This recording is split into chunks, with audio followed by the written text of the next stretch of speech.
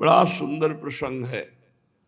अब जैसे हम अपने इष्ट की सेवा करते हैं तो पहले गुरु की सेवा करें या इष्ट की सेवा करें? बाबा बोले, सीताराम दास जी महाराज, पहले गुरु की पूजा करके फिर इष्ट की पूजा शुरू करें।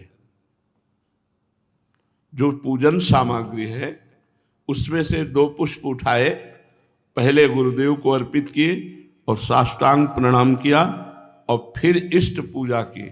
चंदन आदि जो अन्य सामग्री है वो गुरुदेव को प्रसन्नता होगी जब श्यामा श्याम को अर्पित करोगे। लेकिन पहली पूजा गुरुदेव की, जब हम पूजा करने के लिए बैठे तो पहले 2 पुष्प गुरुदेव के चरणों में अर्पित करके साष्टांग प्रणाम, फिर उनसे अनुमति लेकर के श्री जी की सेवा प्रारंभ करें। यदि पहले गुरु को प्रणाम और वंदना और पुष्प अर्पित नहीं किए तो गुरु पूजाम बिना देवी इष्ट पूजाम करोति यः मंत्रस्य तस्य तेजांसी हरते भैरव स्वयं। भगवान शिव कह रहे हैं, हे देवी, यदि गुरु पूजा ना करके सीधे इष्ट पूजा की जाए तो उसके मंत्र का कभी प्रकाश नहीं होगा। उसमें जो ऐसा पूजन करने वाला है तो गुरु मंत्र का प्रकाश नहीं होगा और जितनी पूजा करेगा उसका प्रभाव सब भैरव हरण कर लेगा। जो भैरव देव हैं वो अपहरण कर लेंगे, उस पूजा का प्रकाश नहीं हो पाएगा। गुरु पूजाम विनानाथ कोटि पुण्यम वृथाव्ययम अतः सर्वजने ख्यातम गुरुणा सिद्धि मापनुयात। गुरु पूजा के बिना करोड़ों प्रकार के पुण्य सब व्यर्थ हो जाते हैं। जो सिद्धि का कारण जानते हैं वो सबसे पहले गुरुदेव की पूजा करते हैं। जैसे आप तीर्थ अवगाहन करने गए तो सबसे पहले गुरु को प्रणाम करो, फिर उस तीर्थ को प्रणाम करके तीर्थ अवगाहन करो। पहले गुरु, हर समय हर क्रिया में, घर से निकलने पहले गुरुदेव को प्रणाम किया। यदि गुरु पूजा ना की जाए तो करोड़ों प्रकार के पुण्य सब व्यर्थ हो जाते हैं। प्रथम गुरु पूजा, गुरु प्रथम पूजा करने पर उसे सिद्धि लाभ होती है। यदा ददाति संतुष्टः प्रसन्नो वरदौ मनुम तदा भक्त्या धनः प्राण गुरुर यत्नेन तोषेत। जब वरदायक गुरुदेव की प्रसन्नता प्राप्त होती है, देखो जगह जगह पर भगवान श्री राम को देखा गया, मर्यादा पुरुषोत्तम है। गुरु ही प्रणाम मन ही मन कीन्हा। जब जा रहे हैं धनुष की तरफ तो प्रगट में प्रणाम करके आज्ञा लेकर जा रहे हैं, और जब वहां धनुष भंग करना है तो उठाकर पहले गुरु की तरफ देखा और गुरु ही प्रणाम मन ही मन कीन्हा, और फिर धनुष भंग कर। एक एक कदम पर भगवान श्री राम गुरु की आज्ञा के अनुसार चलते हैं। हमारी हर चेष्टा गुरु को सम्मुख करके होनी चाहिए। जो अपने गुरुदेव को प्रसन्न कर लेता है, संतुष्ट कर लेता है, उसके गुरुदेव सर्व सिद्धि कारण प्राण बन जाते हैं। गुरुदेव प्राण हो गए, अब कौन सी सिद्धि बकाया रह गई। भोग्य भोज्यानि वस्तूनि गुरुवे चा समर्पयेत तच्छेषमिति संचित्य चानुभूयात सुरेश्वरी। हे देवी, सभी भोग, सभी भोज्य वस्तुएं जो गुरुदेव को अर्पण करता है और फिर गुरुदेव की जूठन पाता है, अगर गुरुदेव समीप नहीं है तो उनकी छवि विराजमान करके भाव से गुरुदेव को भोग लगावे और फिर उनका उच्छिष्ट प्रगट मान करके पावे कि मेरे गुरुदेव ने पाया है। इस उच्छिष्ट पान मात्र से समस्त सात्विक वृत्तियां उदय हो जाती हैं। गंधैर्मालैश्च चारवंगी पूजयेत सर्वदा गुरुम। हे सुंदरांगी देवी, जो गंध से, माला से, अन्य वस्तुओं से गुरुदेव की पूजा करता है, अगर गुरुदेव प्रगट में नहीं मिलते हैं तो उनकी छवि विराजमान करके ठीक वैसे ही भाव से करो जैसे प्रगट में गुरुदेव की पूजा कर रहे हो। हे देवी, जो व्यक्ति अपने गुरुदेव की निष्कपट भाव से सेवा भक्ति करता है और उनका जूठन पाता है, महाप्रसाद, तो जितने तीर्थ आदि हैं, जितने व्रत आदि हैं, उसको कुछ करने की आवश्यकता नहीं। सब तीर्थों का फल, सब व्रतों का फल गुरु को पूजन करके, उनको भोग लगा के, उनका उच्छिष्ट पाने से प्राप्त हो जाता है। हे देवी, श्रुति कहती है कि भोग मोक्षार्थियों के लिए, ब्रह्मा विष्णु महेश्वर के पदाकांक्षियों के लिए केवल गुरुदेव की भक्ति ही एकमात्र उपाय है, अन्य कोई मार्ग नहीं। गुरु भक्ति के द्वारा असाध्य साधना भी साधित हो जाती है। जो असाध्य साधना है वो भी साधित हो जाती है।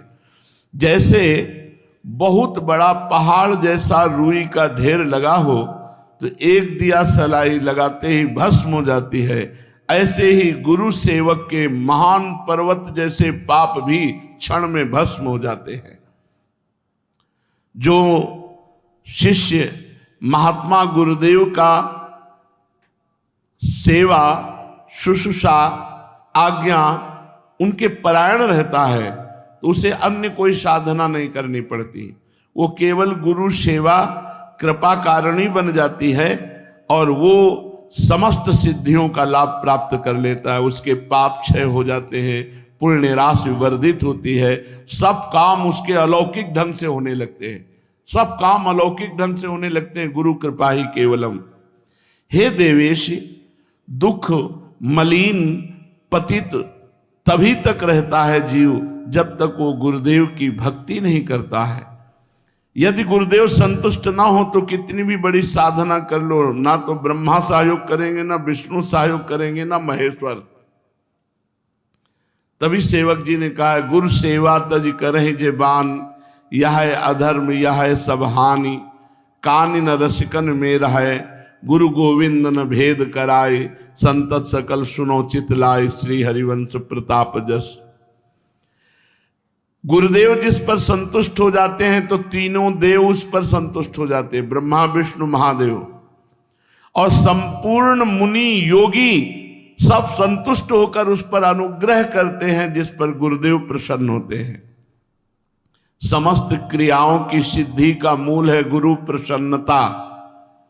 अतएव बुद्धिमान पुरुष को चाहिए कि सर्वप्रथम अपने गुरुदेव को प्रसन्न कर ले। बाबा एक एक सेवा का आप जब वर्णन करते हैं तो सुन करके एक अपार आनंद हमारे हृदय में हो रहा है, एक नवीन उत्साह प्रकट हो रहा है।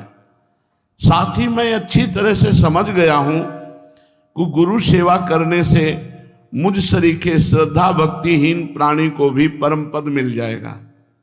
हाँ, तवा दारतिम भय शोको लोभ मोह भ्रमादया, यावन नायाति शरणम श्रीम गुरुम भक्तवत्सलम।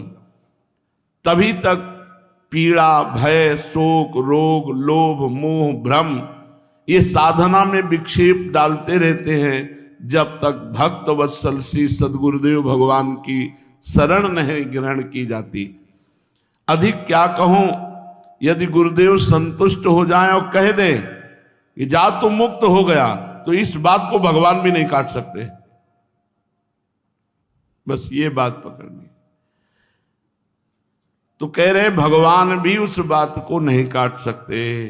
यदि गुरु कह दे कि जा तो मुक्त हो गया, बस मान लेना चाहिए मैं तो मुक्त हो गया, मेरे गुरुदेव ने कह दिया।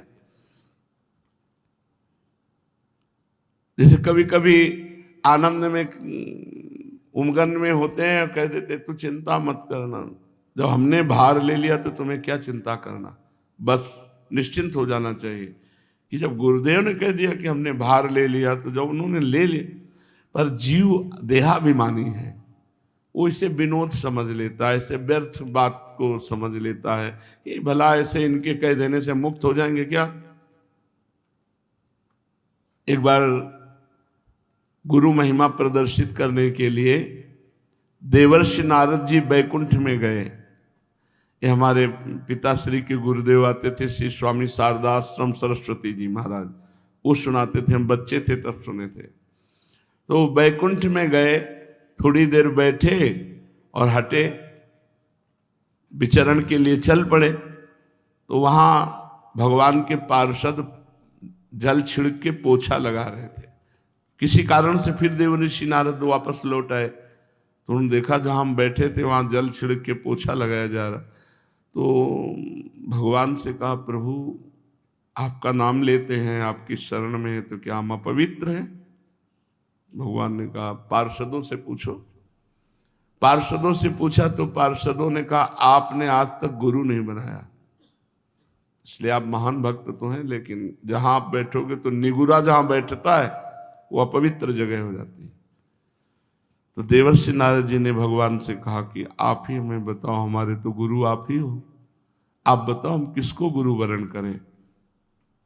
तो कहा, कल प्रातः काल आंख उठते ही जिस पर पहली दृष्टि पड़ जाए उसी गुरु बना लेना। ठीक।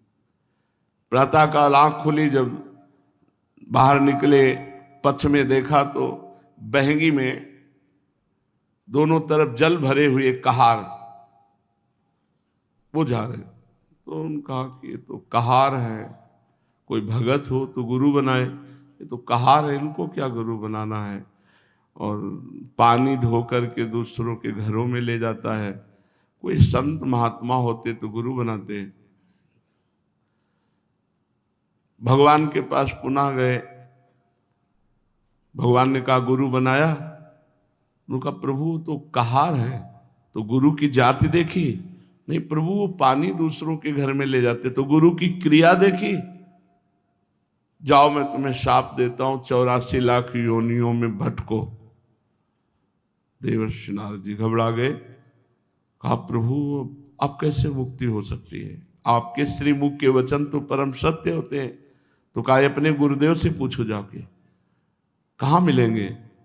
जहां तुम्हें मिले थे। और वो स्वयं भगवान ही कहार बन कर गए, चरणों में लौट गए, भगवान मुझे क्षमा करो, आप हमारे गुरुदेव हैं, मैंने आपको गुरुदेव रूप में वरण कर लिया, पर भगवान ने शाप दे दिया, ऐसी ऐसी बात थी। तो उन्होंने 84 ऐसे गोल गोल बना दिए जमीन पे, और कहा ऊपर का कपड़ा उतार के लौट जाओ। बोले 84 लाख योनियों तुमने पार कर ली, अब तुम्हें 84 लाख योनियों में नहीं जाना पड़ेगा। नारद जी भगवान के पास गए, बोले, प्रभु गुरुदेव ने ऐसा बोले, फिर संशय गुरुदेव के वाक्य पर? तुम 84 लाख योनियों से मुक्त हो गए क्योंकि गुरुदेव ने कह दिया। तो यहां शास्त्र में कह रहे कि यदि गुरुदेव भक्त वत्सल कह दे कि जा तुम मुक्त हो गया, तो विश्वास करो भगवान भी इस बात को नहीं काट सकते। यावत् चोपाधि पर्यंतम तावत् शुश्रूयेद गुरुम गुरुवत गुरु भार्याम तत्पुत्रेषु च वर्तनम। जब तक देह रहे तब तक गुरु की आज्ञा में, गुरु की सेवा में रहे। यदि गुरु आज्ञा करे तो गुरु पत्नी, गुरु पुत्र सबकी सेवा में। ऐसा पूर्व के भक्तजन करते रहे हैं। महाभारत उठा लो, चाहे वेद उठा लो, सब जगह गुरु सेवा। क्योंकि उस समय गुरुजन जो रहते थे वो जंगलों में रहते थे, पर्णकुटी में रहते थे, पर उनकी गुरु पत्नी भी रहती थी, उनके पुत्र भी होते थे। तो यहाँ आज्ञा कर रहे हैं कि अगर गुरु आज्ञा करे तो गुरु पत्नी, गुरु पुत्र आदि की भी गुरु के समान ही सेवा करे। यश देवे पराभक्तिर यथा देवे तथा गुरो तस्सेते कथितार हरथा प्रकाशन्ते महात्मना। जिसकी परमेश्वर में जैसी भक्ति है उसी तरह गुरु में भी वैसी भक्ति होनी चाहिए, परमेश्वर के समान। श्वेतरोपनिषद में है, यश देवे पराभक्तिर यथा देवे तथा गुरु। जैसी भगवान में भक्ति है वैसी गुरुदेव के प्रति भगवत भाव होना चाहिए, तभी उसकी बुद्धि शुद्ध होगी और तभी शास्त्र के वाक्य ज्ञान उसके हृदय में प्रकाशित होंगे और गुरु का अनुभव उसके हृदय में स्थित हो जाएगा। शिष्य को समझना चाहिए कि गुरु ही हमारा सृष्टि करता है। हमारे अंदर जो भक्ति की सृष्टि होगी वो गुरुदेव ही करेंगे। गुरुदेव ही हमारे दोषों का विनाश करने वाले संहारकारी रुद्र है और गुरुदेव ही हमारे सद्गुणों का पालन करने वाले भगवान श्री हरि है। अर्थात सृजन, पालन और संहार तीनों कार्य हमारे गुरुदेव करते हैं। हमारे हृदय में दैवी संपदा का सृजन, भगवत भाव का सृजन और उसका पालन और दुर्गुण दुराचार का विनाश गुरु संतोष मात्रेण तुष्टा शिव सर्वदेवता। यदि गुरु संतुष्ट हो गए तो त्रिभुवन के सारे देवता संतुष्ट हो गए। गुरु तुष्ट हो गए तो भगवान शिव प्रसन्न हो गए। गुरु रुष्ट हो गए तो भगवान त्रिलोचन रुद्र रूप होकर उसके साथ सद्गुणों का संहार कर देंगे। अगर गुरु रुष्ट है तो यह अधर्म यह सब हानि कानि नरस कन मेरा है, बड़ा भारी अधर्म हो गया, बड़ी भारी हानि हो गई। अब रसिकों की सभा में उसका कभी आदर नहीं हो सकता। गुरु तुष्टे शिवस्तुष्टो रुष्टे रुष्ट त्रिलोचना। अगर गुरु नाराज हो गए तो मानो त्रिलोचन रुद्र भगवान उसका सर्वनाश कर देंगे। गुरो पाद रजो यस्तु सुधि मूर्धनि धारयेत सा तीर्थ कोटि फलम 10 गुणम लभेत। जो सुजान व्यक्ति अपने गुरुदेव की चरण रज को अपने मस्तक पर डालता है वो करोड़ों तीर्थों के अवगाहन का तत्काल फल प्राप्त कर लेता है और तीर्थों से 10 गुना लाभ उसे प्राप्त होता है। 10 गुणम लभेत फलम।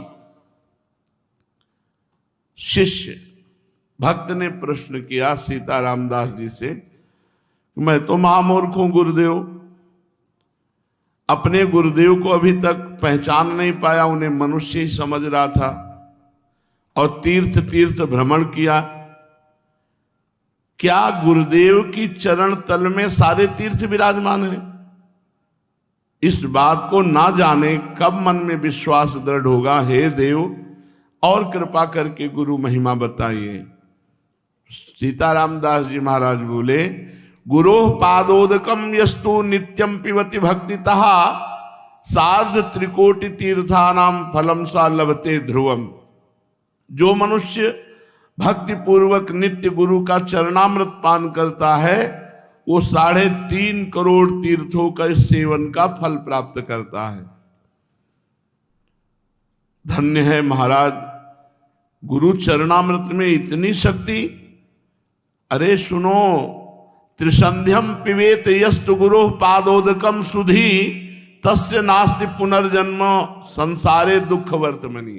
कोई साधन ना हो, केवल 3 बार चरणामृत पीता हो, सुबह दोपहर शाम, बोले वो निश्चित भगवत प्राप्ति कर लेगा। केवल गुरु चरणामृत से विश्वास करो, गुरु चरणामृत 3 बार पीने को मिल रहा है, इतने मात्र में भगवत प्राप्ति हो जाएगी।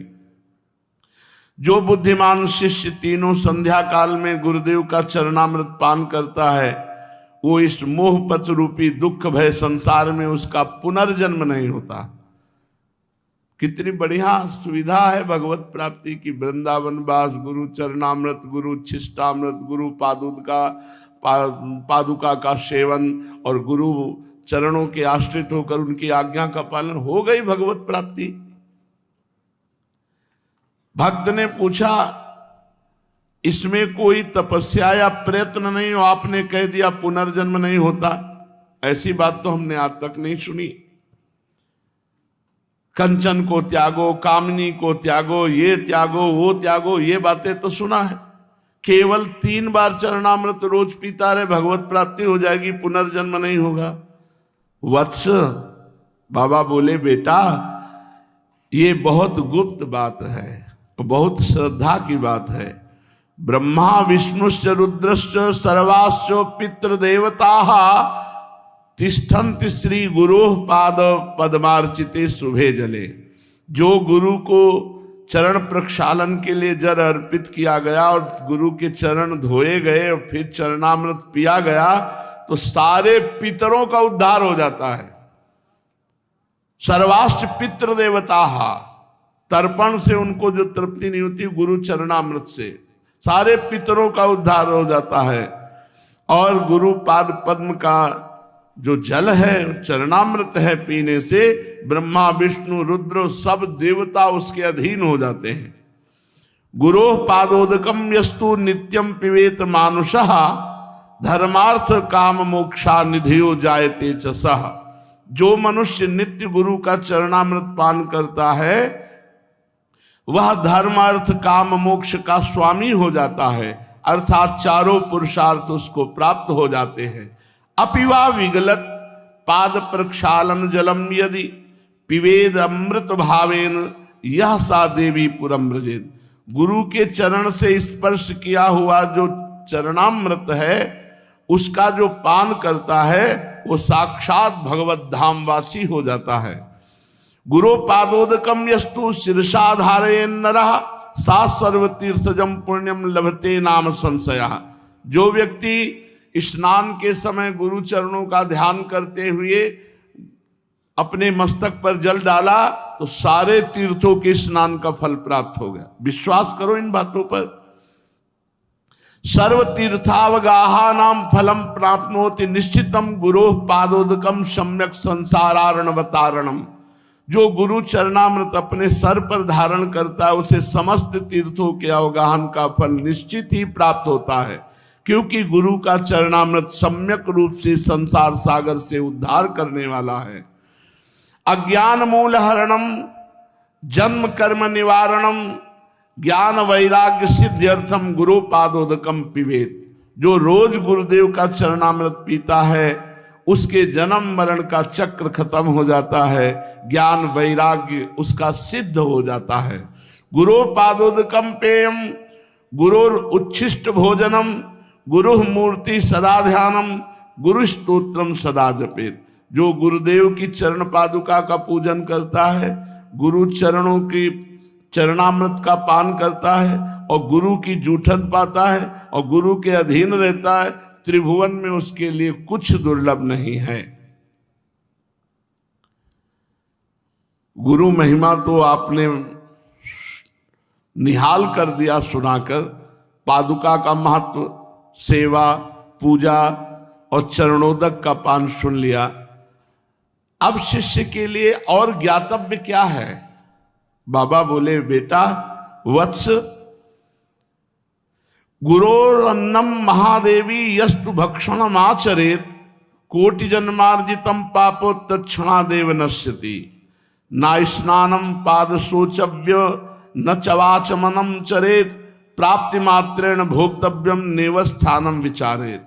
महादेवी, जब मनुष्य को भगवान की कृपा का विशेष प्रभाव होता है तब गुरु की जूठन मिलती है।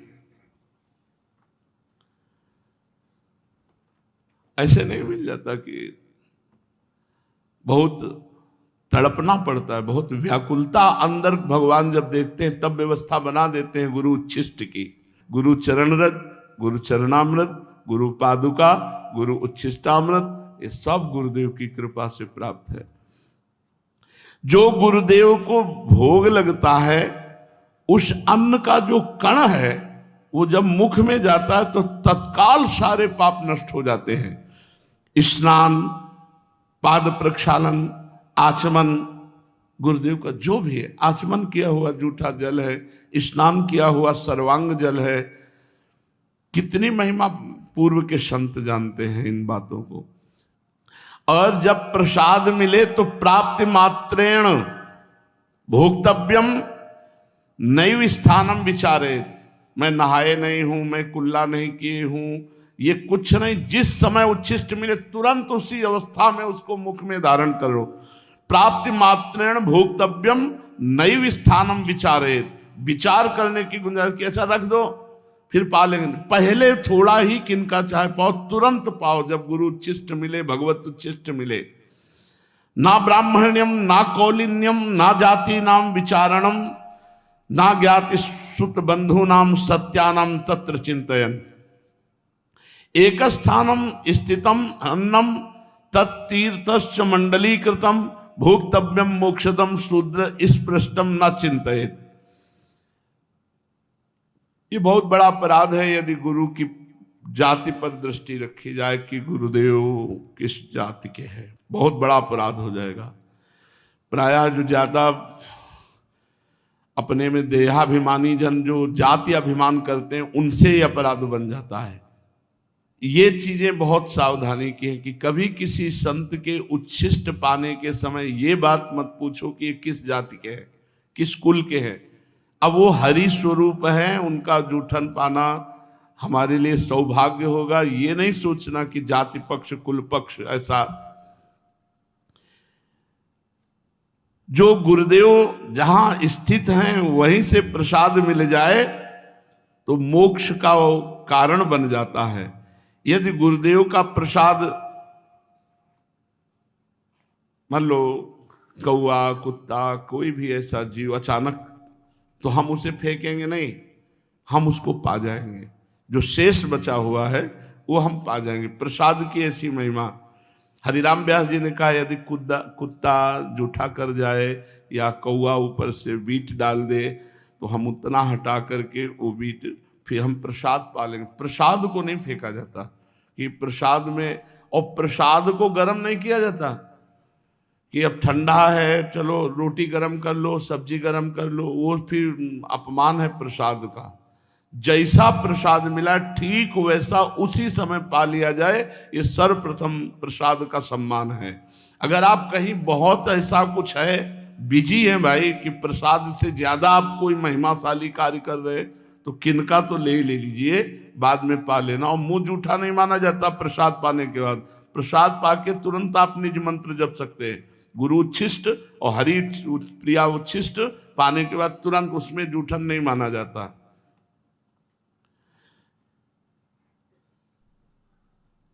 क्या गुरुदेव का जूठन अगर कोई अशुद्ध पुरुष छू ले, तो उन्होंने कहा कि उच्च अधिकारी का यही स्वरूप है कि स्पर्श का विचार ना करते हुए तत्काल प्रसाद को पा लिया जाए। ये गुप्त बातें हैं शास्त्रों की, जो सुनने के बाद हमारे अंदर श्रद्धा परिपक्व हो जाती है। अनाधिकारी वही है जो गुरु के प्रसाद पर दृष्टि दूसरी कर ले। अरे ऐसा अधिकारी वही है जैसा, मतलब गुरु अधिकार की तो बात सबको पचेगी भी नहीं। जो एक बार बाल कृष्ण दास जी के पावन चरित्र में जो उस समय के श्रोता हैं, उस मतलब पचेगी ही नहीं, किसी को नहीं पचेगी। छी, ऐसे होगा नहीं होगा।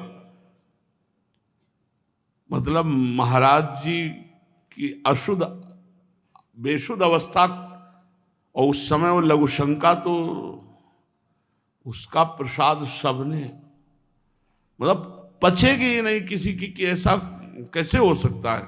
और बालकृष्ण दास जी के पावन चरित्र में लिखा हुआ है, उन सब देवी जी और जितना भी परिकर था सबने, और श्री कृष्णाकार वृत्ति में उनको होश नहीं है। तो ऐसा गुरोर उच्छिष्टकम देवी भुक्ति मुक्ति प्रदम भवेत अवश्यम वैष्णव शिष्य भोक्तव्यम तद दिने दिने।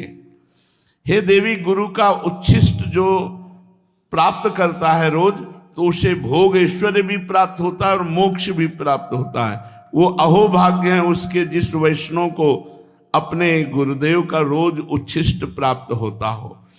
गुरोर उच्छिष्टम च देवेशी तत्सुतोच्छिष्टमेव च भोजनीयम न संदेहो विकारश्चेत अधोगति। जो गुरु का उच्छिष्ट प्राप्त हुआ और उसमें क्या है, बोले निश्चित दुर्गति को प्राप्त होगा। तवोच्छिष्टम महादेवी ब्रह्मादीनाम सुदुर्लभम।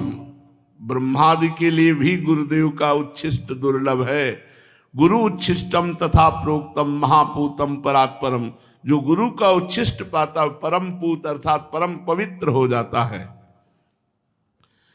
गुरु रुचिस्केर यस्तु सर्वागमनु लेपेत। अब देखो एक बड़ी महिमा की बात कह रहे हैं। गुरु का उच्छिष्ट पड़ा है, जहां गुरु ने पाया है वहां का ऐसे सब लेके अपने शरीर पर जो लेप करता है, ऐसे गुरोर उच्छिष्ट केर्यस्तु सर्वागमन लेपेत वज्रोपि तस्य गात्राणि न भिन्नति कदाचन। कोई भी भूत प्रेत पिशाच यक्ष राक्षस तंत्र मंत्र मारण मोहन वशीकरण उच्चाटन कुछ भी उसके शरीर को प्रभावित नहीं कर सकता जो गुरु का उच्छिष्ट लेप करता है। जहां गुरु ने प्रसाद पाया वहां ऐसे हाथ से सब करके जूठन सहित पूरे शरीर पर लेप करता है। कोई मारण मोहन वशीकरण उच्चाटन भूत प्रेत पिशाच राक्षस ये स्पर्श नहीं। वज्रम वज्रोपि तस्य गात्राणि। जैसे वज्र का प्रहार कर दे तो नष्ट हो जाए, ऐसे ही जो भी उसके ऊपर तो वो खुद नष्ट हो जाएगा, उस शिष्य का कुछ नहीं बिगाड़ सकता। गुरु उच्छिष्टमपन्नम यो भक्षेत भक्ति भावतः अन्नपूर्णा जगत धात्री तस्य ऐश्वर्य प्रयच्छति। जो गुरुदेव के उच्छिष्ट को बड़े भाव से पाता है तो अन्नपूर्णा मैया उस पर बड़ी कृपा करती हैं और सदैव भंडारा भरे रहती है। हे परमेश्वरी, यदि कभी प्रसाद भक्षण में भ्रम हो जाए और प्रसाद का अपमान कर दे तो करोड़ कल्प तक उसका उद्धार नहीं हो सकता। कदाचित परमेशान यदि तत्र भ्रमो भवेत न तस्य निष्कृति दृष्टा कल्प कोटि सतैरपि न भक्षयेदि यस्तु मोहात् गुरोरुच्छिष्टकम प्रिये तस्य क्रुद्धात् भवेत त्वं विपित्तश्च पदे पदे। जो गुरु की अवहेलना करके उनके उच्छिष्ट का अनादर कर देता, कदम कदम पर विपत्तियां उसको घेर लेती हैं, उसको नष्ट कर देती है। गुरु की आज्ञा का पालन, अब उच्छिष्ट के बाद गुरु की आज्ञा का पालन करना ही सर्वशास्त्रों का परम रहस्य है। गुरु आज्ञा का कभी उल्लंघन न करे और न उनकी बात का कभी खंडन करके अपनी बुद्धि लगाकर उत्तर दे। दास की तरह दिन रात उनकी आज्ञा का पालन करे। न शृणुयाद गुरो वाक्यम शृणुयाद्वा परांगमुखा अहितम वा हितम वापि रौरवम नरकम ब्रजेत। जो गुरु की आज्ञा का उल्लंघन करके अपनी मनमानी आचरण करता है उसको रौरव नरक की प्राप्ति होती है। आज्ञा भंगम गुरुर्देवी या करोति सा मूढ़धि प्रयाति नरकम घोरम सुकरत्व मापनुयात। जो गुरु आज्ञा का उल्लंघन करता है वो सूकर कुकर योनि को प्राप्त होता है। वृथा धर्म वृथा आश्चर्यम वृथा दीक्षा वृथा तपः। उसका तपस्या बेकार, उसकी दीक्षा बेकार, उसका आचरण बेकार, उसका धर्म बेकार, जो गुरु की आज्ञा का उल्लंघन कर देता है। निर्गतम यद गुरुर वक्तात सर्वशास्त्रम तदुच्चेत गुरु कार्य स्वयं शक्तो ना परम पेर ये तेत्प्ये। गुरु के मुख कमल से जो शब्द निकला वही हमारे लिए शास्त्र है। गुरु का जो आदेश हुआ वही कार्य हमारे लिए धर्म है। गुरु की प्रेरणा ही हमारे लिए सब कुछ है, हम कुछ उसमें विचार नहीं करते। यदि गुरुदेव अन्यायपूर्ण आज्ञा करें तो बाबा शिष्य को बिना विचार किए उसका पालन कर लेना चाहिए। अपि तत्रम विरुद्धम वा गुरुणा कथ्यते यदि तत्समंतम भवेद वेद महारुद्र वचो यथा। ये शास्त्र सम्मत बात कह रहे, कोई मनगढ़ंत बात बाबा नहीं कह रहे, इसीलिए श्लोक भी लिखा हुआ है। अगर गुरु की आज्ञा का निर्विकार भाव से पालन कर रहा है शिष्य, गुरु जी ने क्या बोल दिया, विकार नहीं आना चाहिए, वैसे ही सहर्ष, तो वो गुरु कृपा का लाभ उसको प्राप्त होगा जो किसी साधना से नहीं प्राप्त होता। समर्थ गुरु रामदास जी महाराज के बहुत से शिष्य थे। शिष्य जहां बहुत होते तो ईर्ष्या भी हो जाती है कि गुरुदेव उनको ज्यादा प्यार करते हैं, हमको नहीं प्यार करते। धीरे धीरे सब शिष्यों में कोई एक होता है जो पूर्ण प्राण समर्पित होता है, एक होता है, कोई बिरला ही होता है जो ऐसे, उन बिरलों में से हजारों थोड़ी होते हैं। तो ईर्ष्या बढ़नी शुरू हो गई जो उनकी शरीर सेवा में रहते थे कि क्या हम शिष्य नहीं, हमको कभी सेवा का आदेश नहीं होता, ऐसा वैसा, बड़ा प्यार करते हैं। तो समर्थ गुरु रामदास जी ने एक दिन लीला करी, टांग पे फोड़े का नाटक किया और भारी पट्टी बंधवा के कराहने लगे, बहुत दर्द है। अब सब शिष्य परिकर को बुलाया, बहुत दर्द है। वैद्य बुलाए, नहीं इसकी दवा तो हम जानते हैं, फोड़े का मुंह यहाँ है, अगर पूरा मवाद पी जाए कोई तो अभी हम ठीक हो जाएंगे। मवाद लघु शंका लगी गुरुदेव मवाद कौन गुरुदेव का पिएगा। सब धीरे धीरे सकिलने लगे, पीछे बातचीत करते हुए पीछे हटते। समर्थ गुरु की सब पे दृष्टि, केवल वही रह गए जो शरीर। सब शिष्यों को बुलवाया, फिर दोबारा किया, लघु शंका हो गई हो तो आ जाओ। बोले देखो ये पीने के लिए तैयार है। तो बोले पट्टी उठाई, बोले ये है मुंह फोड़े का, कहा गुरुदेव, और जे भी पिया तो बस पीते चले गए, इतना मीठा पीते चले गए पूरा। और जब पी चुके तो पूरी पट्टी हटाई और देखा तो गुठली और छिलका रस सब पी गए थे। आम था लंगड़ा आम लंगड़ा आम बांधे हुए थे। बोले गुरुदेव ऐसा तो रोज पिलाया करो तो आनंद हो जाए। अन्य सब शिष्य से कहा देखो इसको पता नहीं था कि ये मवाद है या आम है, आज्ञा पर पीने के लिए तैयार हुए। तुम लोग सब स्वार्थ बुद्धि वाले हो, इसलिए इसे अधिक प्रेम करते हैं। जब तक प्राण और धन, सकल समर्पण प्राण धन, तब तक वास्तविक शिष्यता नहीं आती। श्री शिवाजी समर्थ गुरु रामदास जी के प्रिय शिष्यों में हैं। जब ये शिष्य बनने के लिए गए तो इन्होंने कहा प्रभु मैं आपके चरणों का दास बनना चाहता हूँ, शिष्य बनना चाहता हूँ। तो उन्होंने कहा भले आ गए, हमारे पेट में दर्द था, शिष्य बाद में बन जाना, पहले दवा की व्यवस्था। उनका राजवैद्य बुलाते हैं भगवान। बोले नहीं मुझे दवा पता है, जंगल में जाओ जहाँ सिंगिनी के बच्चे हों तो उस सिंगिनी से दूध दूह के ले आओ, अगर हम थोड़ा दूध पी लें तो हमारा पेट जो दर्द हो रहा है वो ठीक हो जाएगा। कोई सैनिक नहीं होगा साथ तुम्हारे, कोई अस्त्र शस्त्र नहीं होगा, मतलब मरने के लिए भेज रहे हैं। और बोले सोने का पात्र ले जाना, सिंगिनी का दूध और पात्रों में टिकता नहीं, छेद करके बाहर कर देगा। सोने का पात्र लिया, अकेले गए जंगल में जहां सिंह शावक खेल रहे थे। तो सिंगिनी को देखा, हाथ जोड़ा और कहा मुझे गुरुदेव की औषधि के लिए आपका दूध चाहिए। वो कोई गाय थोड़ी है। जो इस सिंगिनी ने देखा पुरुष मारी छलांग से, बीच में सिद्ध पुरुष समर्थ गुरु रामदास जी अपने तपोबल से उसको रोक दिया और कहा बेटा हो गया। मतलब शरीर का समर्पण, पूरा प्राण समर्पित हो तो सिंगिनी खाई जाती अगर महाराज बीच में ना जाते। अब एक दिन झोली लेकर के गए, आवाज लगाई भिक्षाम दे, गुरुदेव पधारे। गुरुदेव का सब कुछ है, क्या दूं गुरुदेव को? तो पूरी कागजात में सब खजाना रानी अपना सब वैभव लिख के झोली में डाल दिया। उन्होंने बोला हाँ ठीक है, अब राज्य मेरा, तुम दास बन करके शासन करो और दीक्षा अब हम दे देंगे। सकल समर्पण प्राण धन, तभी सेवा गुरु की बनती है जब अपना केवल गुरु धन बच जाए। मेरे धन है गुरुदेव, ये बहुत मुश्किल बात है गुरु के प्रति ऐसा भाव आना। ऐसे गुरु भक्त शिष्य बहुत दुर्लभ है और ऐसे ही शिष्यों को परम सिद्धि प्राप्त होती है।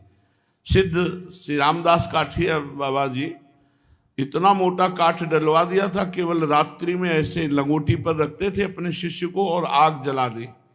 और वो आग बुझनी नहीं चाहिए, अगर बुझ गई तो मतलब सो गए मतलब मंत्र अनुष्ठान में चूक हो गई। तो जे भी आग बुझ गई एक दिन तो मांगने गए गुरुदेव थोड़ी आग दे दो। उनका इसका मतलब तुम सो गए। इतना मोटा काठ और चैला से पिटाई की, चुपचाप सा।